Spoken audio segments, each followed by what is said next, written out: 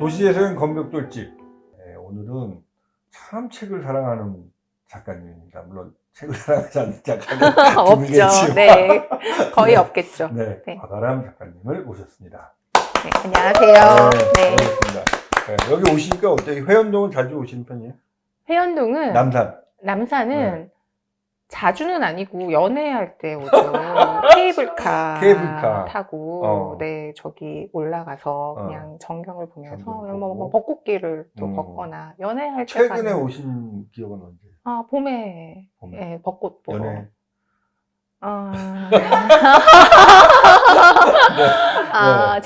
제가 저희 꽤 넘어갔군요. 곽 작가님을 아시는 독자분들은 실은 이분의 글은 자주 볼 수 있습니다. 새로운 글을 자주 볼 수 있습니다. 그죠? 네, 그럼요. 거의 매주 네, 볼 수 있죠? 말씀하셔도 돼요. 네, 뭐 어쩌겠어요. 네. 네.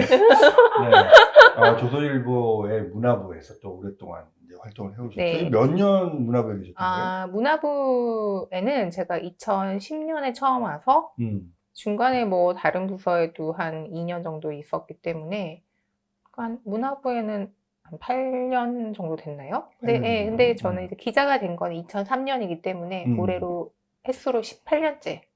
단어가 별로 좋지 않네요. 18회째. 네. 오늘 책 얘기하기 전에 이제 기자로서의 보냈던 어떤 체험들. 초반에는 경찰서 출입 기자도 하셨다고 그랬어요? 그건 저희가 이제 저희 회사뿐만이 아니라 모든 이제 기자들이 전 언론사의 기자들이 처음에 훈련 차원에서 수습 기자일 때 보통 6개월간 수습을 하는데 첫 훈련은 경찰서에서 받아요. 경찰서에서 먹고 자고 하는 거예요. 그래서 정말 그 기자실에서 남녀 혼숙을 하면서 온 회사의 수습들이 비슷한 데 뽑잖아요. 다 거기서 그냥 소파에서? 아니죠. 소파가 아니고 그냥 방이에요. 방이에요? 방에서 그냥 다 이불 깔고? 그쵸, 이불 깔고. 이렇게 말하기가 너무 이상한 것 같은데.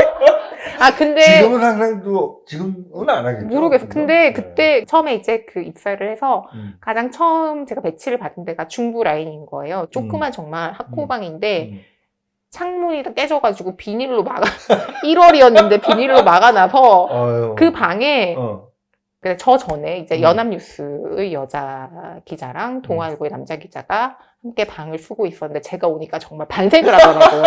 왜냐면 둘이 너무 어색했을 거 아니에요. 그래가지고 이제 제가 제일 어렸는데 다 언니 오빠들이었는데 저는 이제 그분들 사이에서 잤죠. 저 생각에서는 이 나이찬 언니랑 오빠를 붙여놓으면 안 되겠다라고 제가 생각을 하면서 그분들 사이에서 잤는데 그때 그 동아일보 기자가 분이 지금은 되게 작가로 유명해진 소설가 장강명 씨. 굉장히 오랜 인연. 신문사에 들어올 때 나는 이런 기자? 이런 분야의 기자가 돼야 되겠다. 또 결심이 있었나요? 네, 저는 제가 그 대학에서 전공을 미술사를 했기 때문에 고고학과 미술사를 학부에서 전공을 했기 때문에 저는 문화부 기자가 되게 하고 싶었고 문화부 기자가 되는 게 꿈이었어요. 근데 그게 꿈에 불과하다라는 걸 알게 되었죠. 이제 모든 기자들이 사회부를 다 가야 되고, 다 경찰서에서 시작을 해야 되고, 정말 제가 알면 안 했을 것 같아요. 지금 하라 그러면 진짜 다시는 못할 것 같은데, 그때는 진짜 모르니까 했었죠. 그 6개월간 정말 경찰서에서 먹고 자고 하면서 새벽 2시에 보고하고, 뭐, 7시에 보고하고, 맨날 깨지고, 대부분 근데 그렇잖아요. 그냥 뭐 태어나면서 뭐 욕이라는 거 들어본 적 없는데 처음으로 쌍욕 들어보고 뭐 전화 받을 때 어떤 식이냐면 전화도 딱 이렇게 받잖아요. 그러면은 수습 과가랍니다. 이렇게 받아야 되는 거예요. 수습을 안 붙이면은 또 난리가 나는 거예요. 네가 기자냐? 네가 기자야? 막 이러면서 왜 수습을 안 붙여? 막 이러면서 그리고 막 선배들 중에서 이런 사람들이 있었어요. 그러니까 자기 전화로 전화를 안 하고 일반 전화로 전화를 제대로 매뉴얼대로 받는지 안 받는지. 네, 만약에 뭐 공이 이런 거 찍히면 전화해가지고 여보세요 이러면은 난리가 났죠. 저 그 경찰서 마당에서 울었잖아요. 쌍욕 듣고.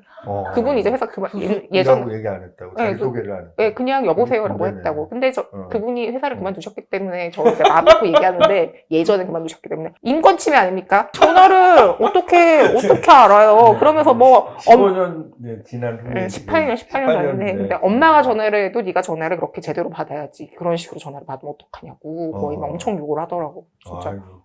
내가 왜 여기서 이런 욕을 들으면서 이렇게 있어야 되지? 라는 그런 생각이 들었던 그런 시절이었죠.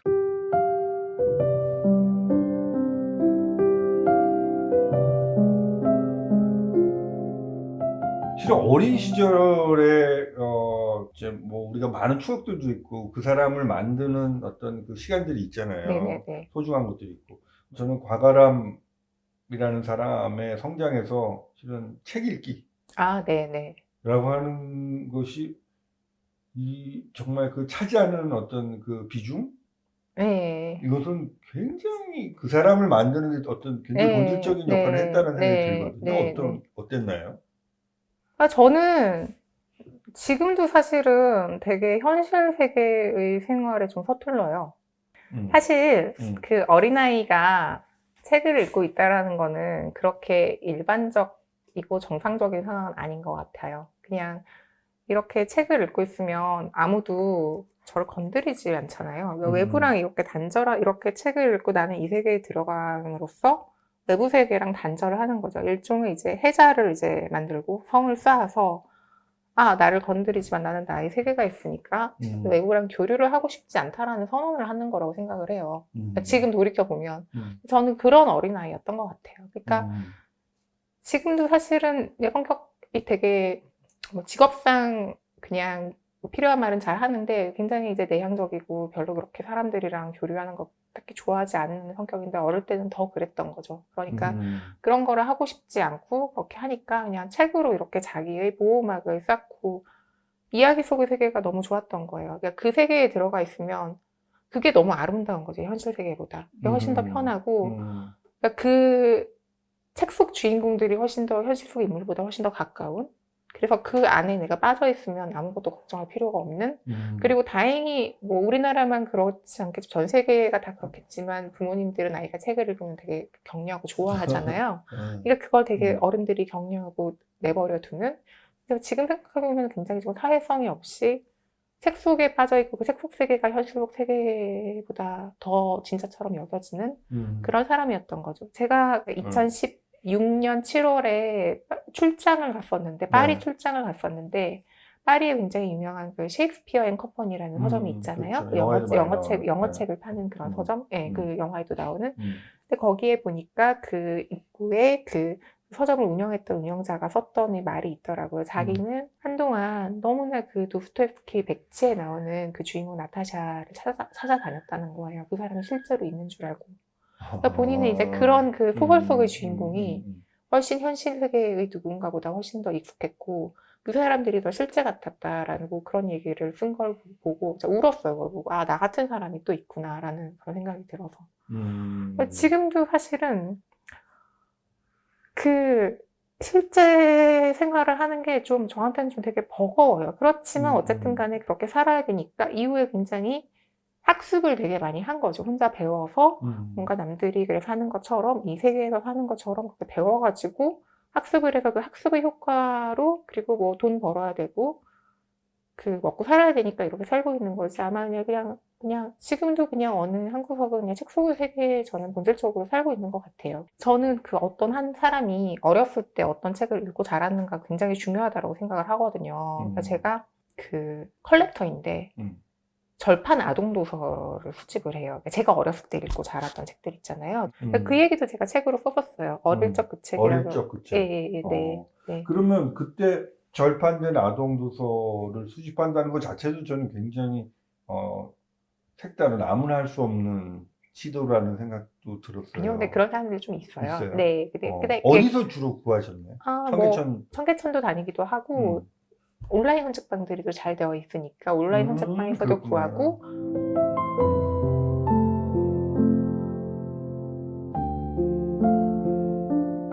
그러면 작가님이 좋아했던 그 어떤 그 동화들의 어떤 공통점이 있었나요? 아, 저는 사실 뭘 제일 좋아했냐고 물어보면은 지금도 이제 그런 질문을 받으면은 저는 소공녀를 정말 제일 좋아했었는데 지금도 굉장히 좋아해요. 어릴 적 그 책을 내고 정말 깨달았던 게 뭐냐면 아, 여자아이 독서와 남자아이 독서는 정말 다르다.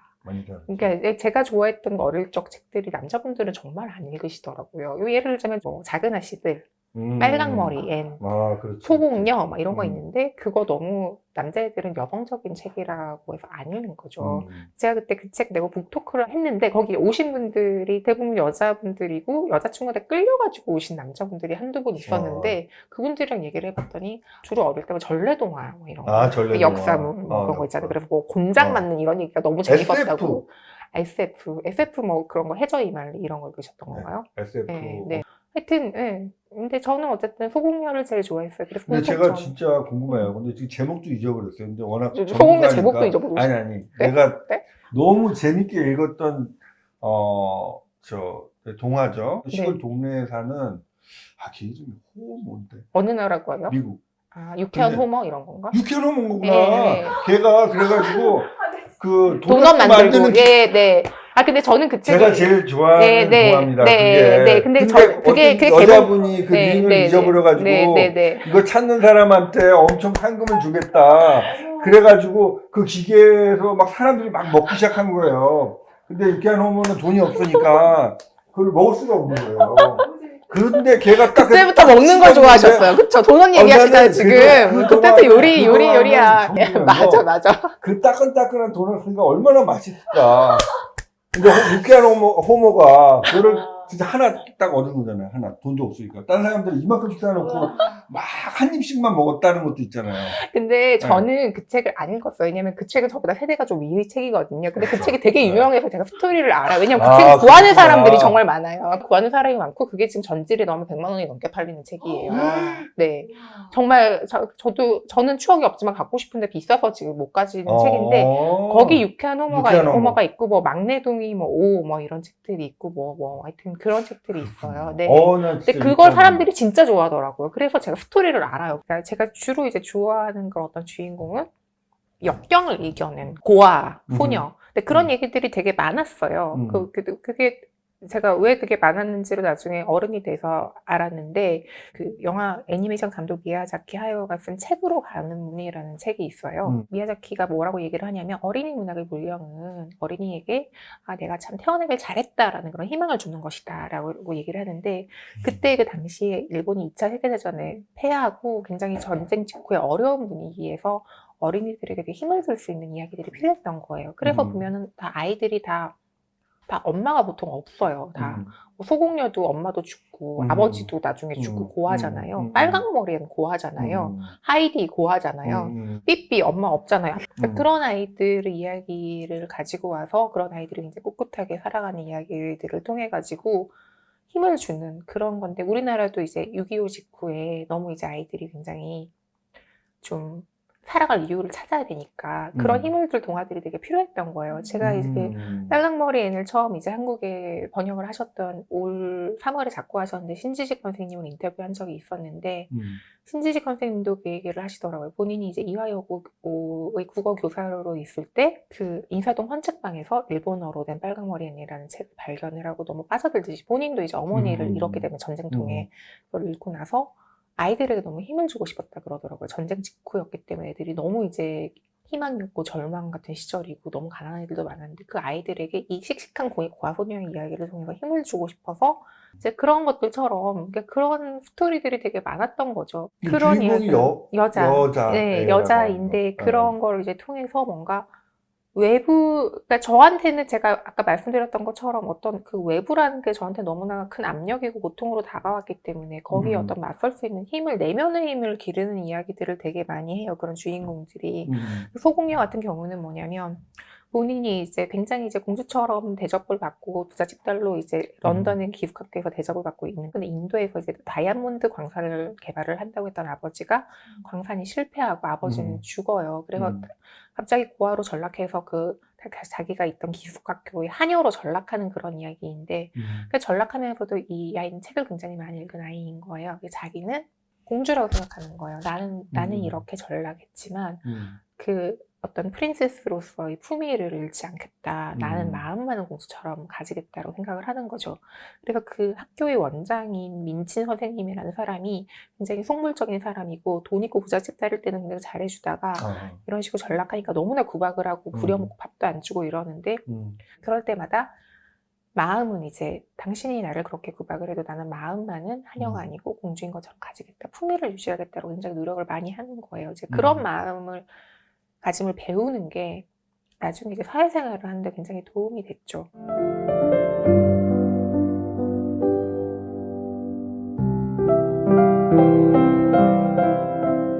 그러니까 청소년기에 또 이렇게 기억에 남고 지금도 두고두고 마음속에 또 나의 힘이 되는 책은 뭐였어요? 아, 데미안요.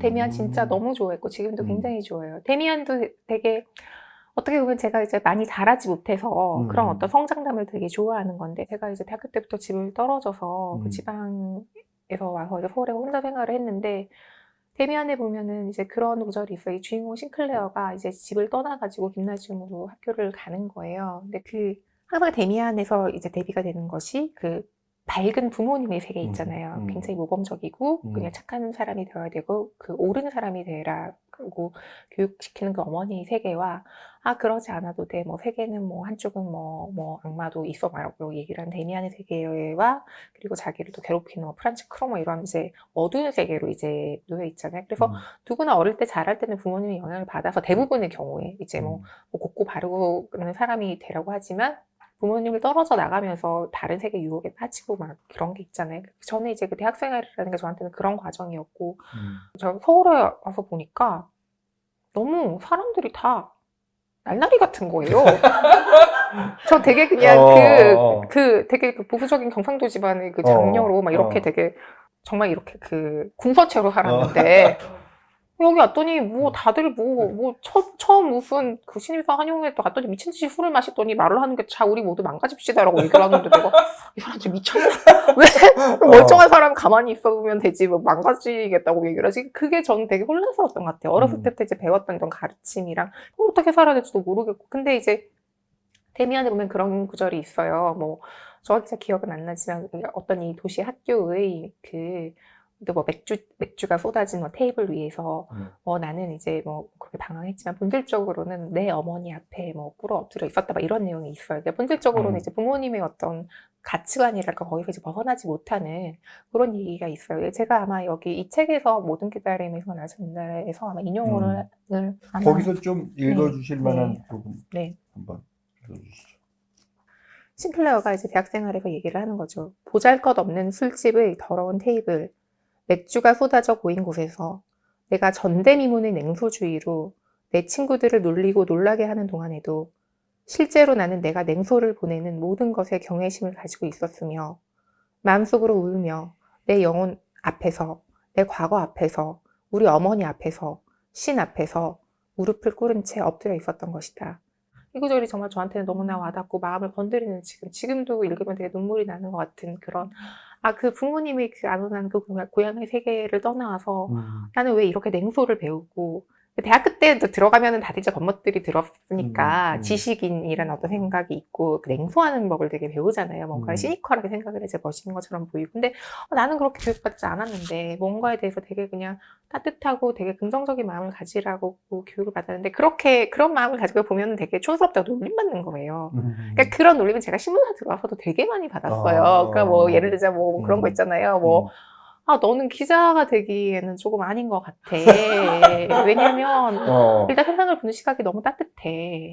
네, 냉정해야 되는데 그게 없기 때문에 제가 무슨 얘기를 하냐면은 너는 좋은 에세이스트일지는 몰라도 좋은 저널리스트는 아닌 것 같아 라고 대놓고 말하는 선배도 있었고, 저 자신에 대해서 굉장히, 그래서 회사 생활에 대해서 되게 회의를 많이 했죠. 나는 여기는 어울리지 않나 봐. 그러려면은 좀 더 이제 냉정하고 세상에 대해서 좀 더 되게 의심을 되게 많이 하고 막 그래야 되는데, 저는 이제 그게 되게, 왜냐면 그 동화 속의 세계에 빠져 있는 거죠. 어릴 때 책을 너무 좋아했기 때문에 어떤 동화에서 다 알려주는 것들이 선한 사람이 결국은 보답을 받는다라는 얘기를 해주잖아요. 그리고 고든 마음, 어떤 인간으로서의 품위에 대한 이야기를 많이 하니까 그런 책들을 굉장히 좋아했기 때문에 저는 이제 기본적으로 이제 그런 마음을 가지고 있는 거죠. 그래도 뭔가 이 세상에는 옳은 것이 있고, 그런 마음을 가지고 있으면 뭔가 이제 보답을 받는다라는 게 다른 보답을 받는 게 아니라 그런 사람들이 결국은 어떤 승리하는 그런 게 있을 거라고 그걸 믿는데,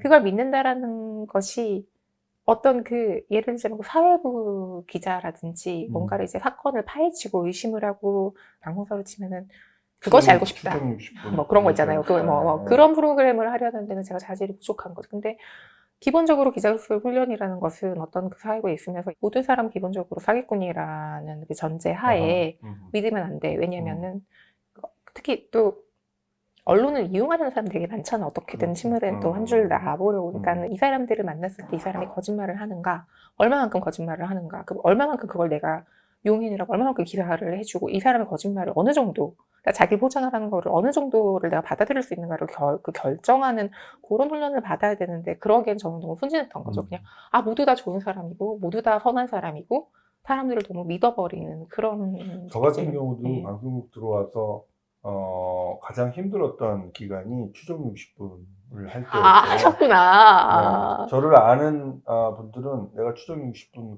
간다고 하니까 너는 도망 60분을 할 것 같다. 진짜요? 도망다닐 것 네, 같다라는 네, 얘기를 네, 했고, 네, 지금 저도 그 똑같은 딜레마 내지는 네. 참 힘들었어요. 네.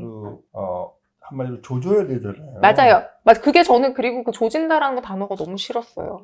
그 네. 말을 되게 일상적으로 신문사에서도 그렇죠. 써요. 지금은 모르겠는데 어쨌든 그때만 해도 내가 누구를 제가 만약에 피디님 인터뷰를 하는데 뭐 피디님이 본인 업적에 대해 막 얘기를 해요. 근데 그거를 제가 있는 그대로 100%다 받아들이고 이 사람에 대해서 찬사를 하면서 기사를 쓰면 독자들도 불편하고 얘가 돈을 받았나? 와이로를 먹었나? 막 이런 식이 되는 거죠. 그러니까 굉장히 이제 냉정하게 판단을 하고 기본적으로 제가 가장 처음 받았던 훈련은 그거예요. 인터뷰를 할 때는 인터뷰가 다 사기꾼이라고 생각을 해라. 넌 거짓말을 하고 있다고 생각을 하고 판단을 하는 그런 훈련을 받는 건데 저 기질상 잘 안 맞았던 거죠. 저는 그런 성격이 아닌데 근데 지금은 되게 저희 어머니도 그러시고 되게 의심이 많다 그래요. 너 뭔가 의심이 많냐고. 잘했구나. 왜냐면 훈련을 받고 너무 결과네요. 이제 오래 다녔으니까 직업이 이제 그렇게 되니까 절대 안 믿거든요. 저도 추정 60분 할 때 저는 주로 이제 나쁜 일 하신 분들 인터뷰하면 너무 공감이 되는 거예요. 맞아요. 저도 왜냐면 그게 책을 많이 읽었기 때문에 약간 하나의 소설의 한 챕터처럼 소설 속의 주인공 나쁜 사람 다 공감되죠 하잖아요. 저럴 수밖에 없어요. 맞아요. 저 혼자만 공감하고 있는 거예요. 그러면 이제 깨지는 거죠. 너는 자세가 잘못됐다 막 이런 식으로.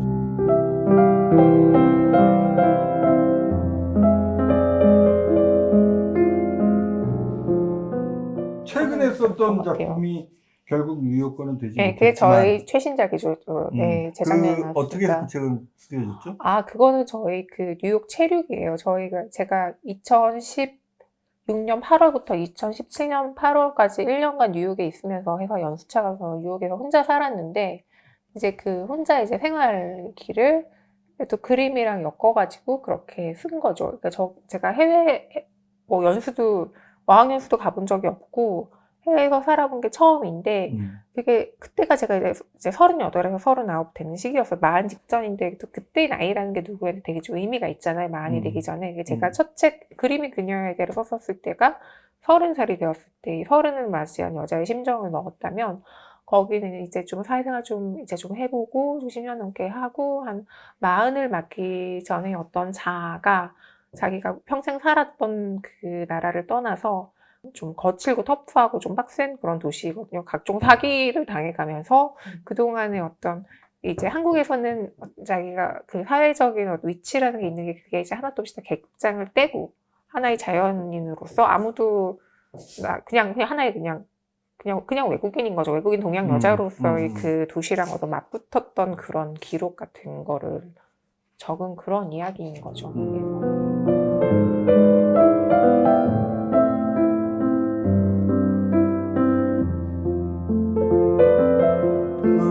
바람과 함께 스칼렛 네.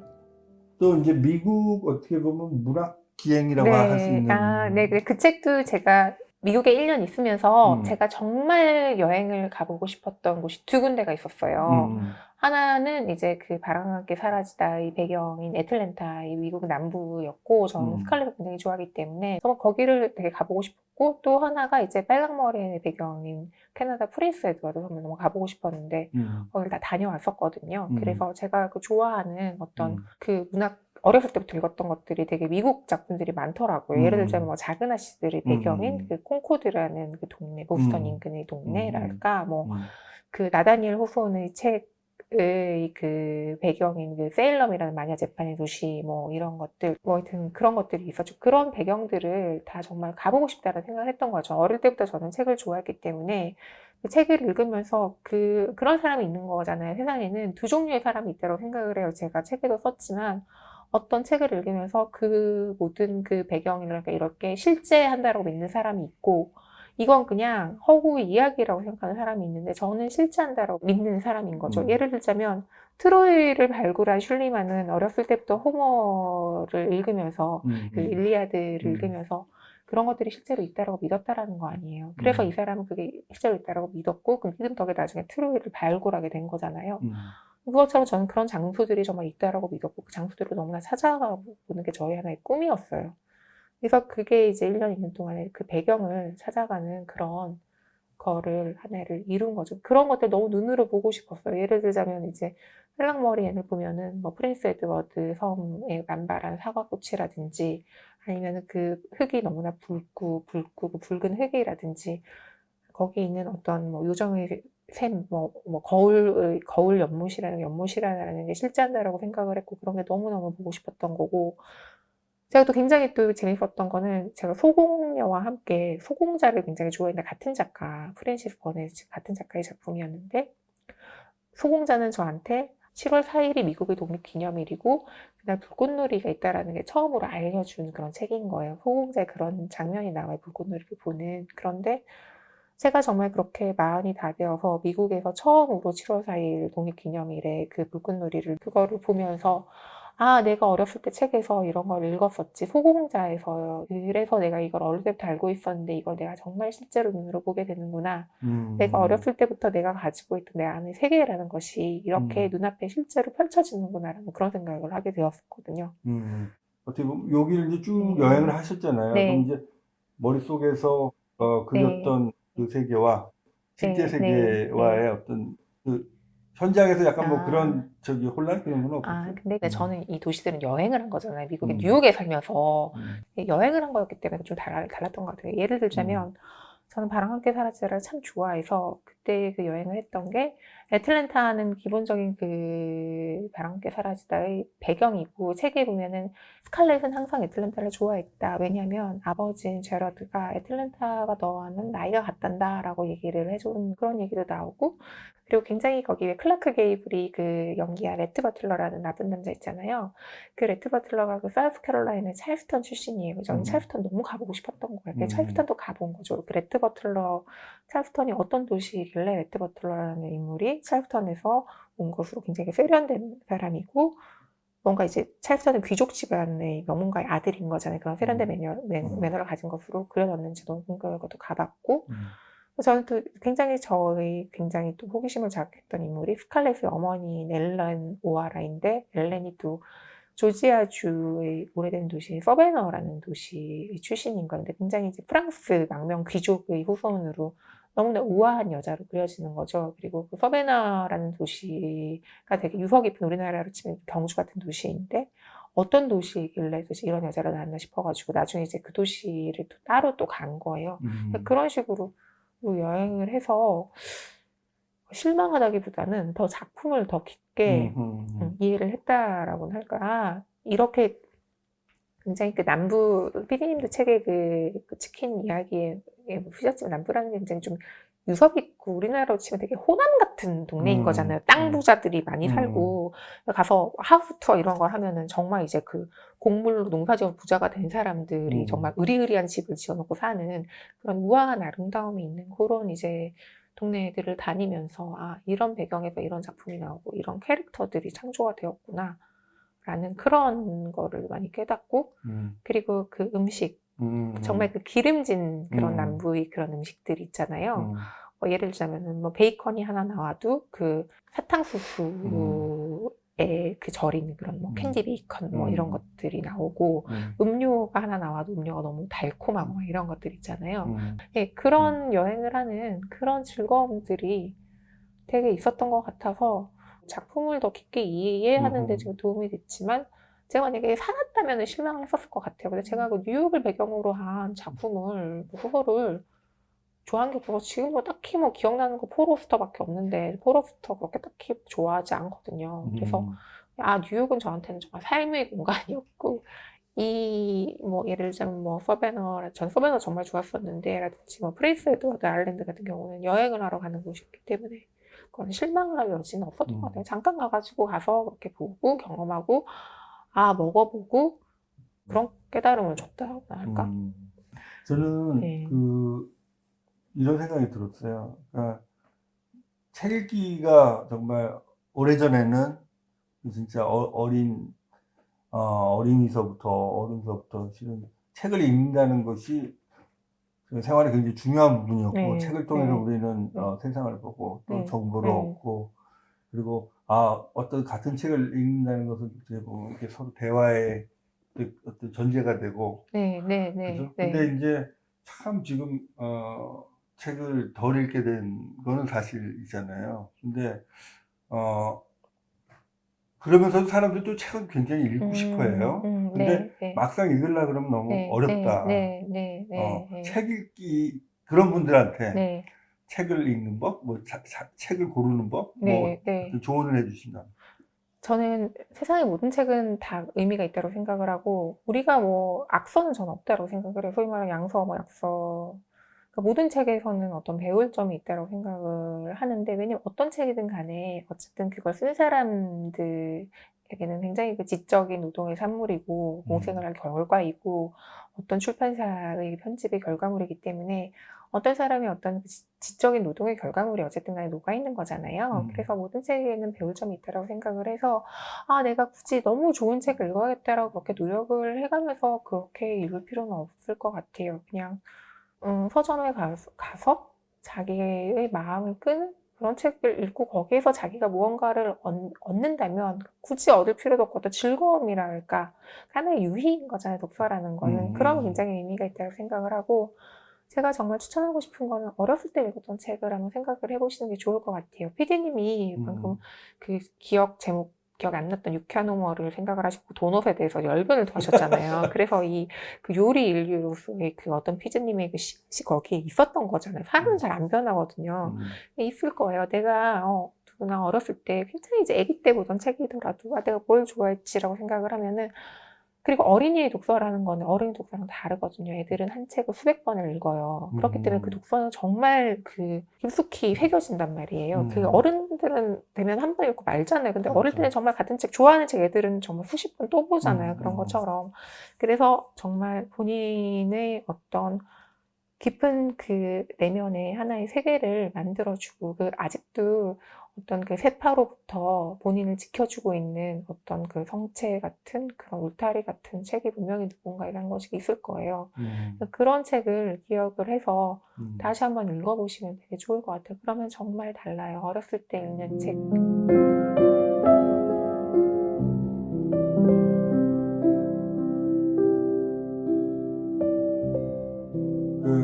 끝으로, 실은 기자가 실은 작가가 되고, 또 작가가 또는 기자가 되는 경우들도 많았고, 많은 이제 성공적인 작가가 또 훌륭한 기자인 경우들도 많았고, 이제 실은 기자 일 자체가 바쁘기 때문에 지금 책을 쓴다는 것 자체가 실은 시간을 낸다는 게 쉽지 않음에도 불구하고 정말 굉장히 에너제틱하게 정말 이렇게 글을 꾸준히 써오신 거잖아요. 그 힘?